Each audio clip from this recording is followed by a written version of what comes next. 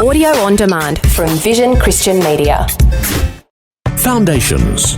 That seems to be what has happened if you look at all of the different denominations within Judaism. You've got the very, very conservative and restrictive, and then you get the breakaways to the point where, hey, anything goes. Yeah, that's right. You know, just let it all hang out and have fun. It doesn't matter. Exactly. Foundations. Understanding the Jewish foundations of our Christian faith. With Robbo Robinson and Mandy Warby. The most common known religious groups in Judaism today are the Orthodox and the conservative Jewish movement. Some might be aware of the Hasidic movement, and we've talked about them over the last few programs. Last time we talked about the very liberal, left-leaning Reform Jewish movement. However, this time we're going to learn about Reconstructionist Judaism. And the names just get longer and longer. Yeah, that's right. When I first learned about them, this was completely new to me. I had never heard of Reconstructionist Judaism. And again, last time we talked about Reform Judaism, as you said, yeah, they're quite liberal and, you know, focused on social and political views. And, you know, they're quite passionate about remembering Jewish history and tradition and all of that. And they're very happy and enthusiastic to embrace modern social worldviews and alternate lifestyles. So they're really quite left-leaning. But what I didn't realise was that from Reform Judaism, Reconstructionist Judaism came. And I think the best explanation that I read was from the website mygewishlearning.com. And basically, if I understood it properly, because can I just say, it's actually really confusing, Reconstructionist Judaism, while coming from Reform Judaism, has had a very big influence on Reform Judaism itself. So it's kind of like one influenced the other, and now the other is now influencing the parent, so to speak. But they're pushing it further and further to depart from more traditional understandings of the Torah. So they're less about the religion and more about just life, I Social guess. justice and those sorts of issues. It seems to be that way. And I guess it's unfortunately often the case in all sorts of organisations, whether they be religious or secular, that they will oftentimes drift away from their original values or their original purpose even for being. Yeah, and I think that's how Christian denominations have come about primarily. You get the founding group, and then from there somebody else comes along and think they can do it better or have a different point of view, or there's a break or a fracture in it, and then you get a breakaway group that goes off on their little thing, and then from there that breaks off into another, and next thing you know you've got masses of denominations, and they inevitably go further and further and further away from the original.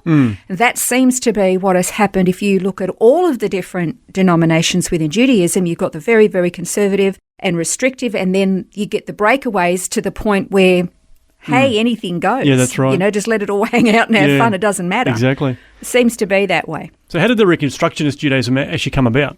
Well, it began in the 20th century, early 20th century, with an Orthodox rabbi by the name of Mordecai Kaplan.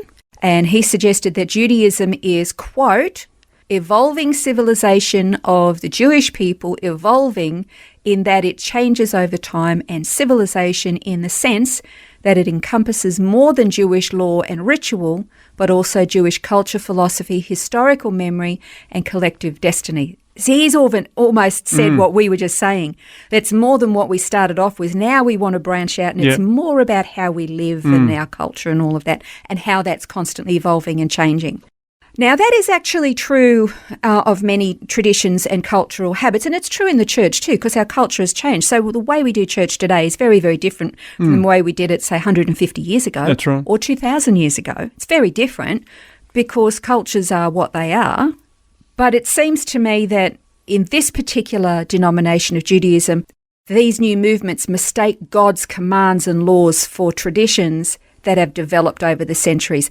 The very traditions become the laws, and the original law seems to be kind of lost in the mix somewhere. That's right.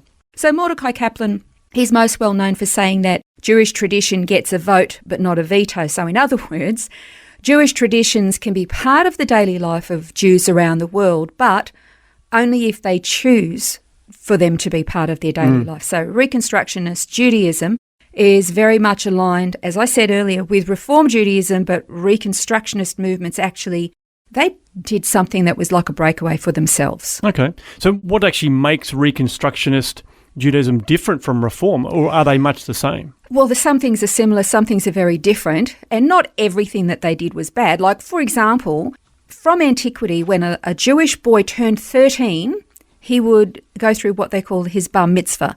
And that's like a ritual ceremony, and it's a celebration. He is no longer considered a child. He is now considered an adult. He is welcomed into the adult members of their community in the synagogue. So he has now gone from a child into manhood. Well, Reconstructionist Judaism decided that if it's good for the boys, it's good for the girls. So at the age 13, girls will go from being a little girl to being a woman, and that is her bat mitzvah. Right. That has actually become mainstream in all Judaism. Right, okay. Little girls at age 13 celebrate their bat mitzvah just like little boys do when they turn 13. So Reconstructionist Judaism, they're the ones who actually started the bat mitzvah, and all the other Judaisms sort of embraced it as well. So that was kind of a good thing. But I didn't realise this before, but it was a Reconstructionist movement that first promoted itself as gender egalitarian, in other words. Restrictions on what gender can participate in which rituals or roles within the function of a congregation. They were also the very first Jewish religious groups to accept and allow LGBTQ communities into the congregation and also into leadership roles and positions of authority, also allowing intermarriage relationships for the same. Because before that, when I say intermarriage, I'm talking about if a Jew marries a Gentile. Right, yeah. Okay? So if the couple was both Jewish and Gentile, neither would be allowed to participate in a leadership role, but Reconstructionist Judaism says, no, you can both be in leadership roles. So you can sort of see there's some, as you say, like the bat mitzvah, not a bad thing, but then when you go all the way to the other end of the spectrum, then you're starting to get, sort of off into those tangents which are not helpful at all. Absolutely. Anything goes. There are no restrictions, there's no conditions, there's no criteria.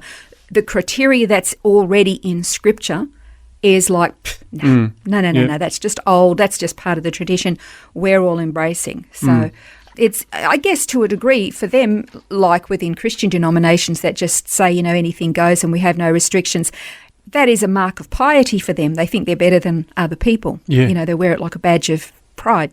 But with regard to the state of Israel, because this was a problem when we looked at Reform Judaism, the way they differ from Reform Judaism is that they officially claim to be Zionist. So to be Zionist simply means to believe in a homeland. It's not an evil, wicked thing. Zionism is belief in a homeland. That's it. And so they are firmly committed to the building of the State of Israel. They encourage all Jews everywhere to develop strong ties to Israel and their historic connections. They have great admiration for Jews that make Aliyah and move to the State of Israel. They also desire that Israeli government would be secular and progressive, knowing how far left they lean. You can see why they don't want any religious influence. And they're very opposed to conservative ideas, because the more conservative, the more religious.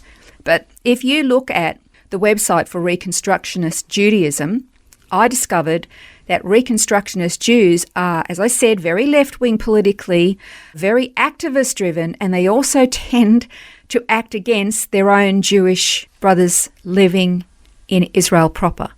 This is kind of confusing to me, because on the one hand, yes, they're Zionist and they believe in the state of Israel, blah, blah, blah, and yet they spend all their time attacking their Israeli counterparts, Jewish counterparts in Israel proper. So it's kind of like, I'm for you, but I'm chopping off the branch you're sitting on at the same time. So I guess that's almost like you've spoken before about the self-hating Jew. They would really fit under that category, wouldn't they, where they just basically trying to tear themselves down? Yes, very much so, probably more than the reformist Jews. For Jews living in Israel around the world, it's like they can't get their head around this. You're for me while you're putting the knife in at the same time. It's very hard for them to deal with, and I don't understand it, to be honest. It's really, really difficult. It's like they're arming their enemies, basically, giving ammunition to Israel's enemies.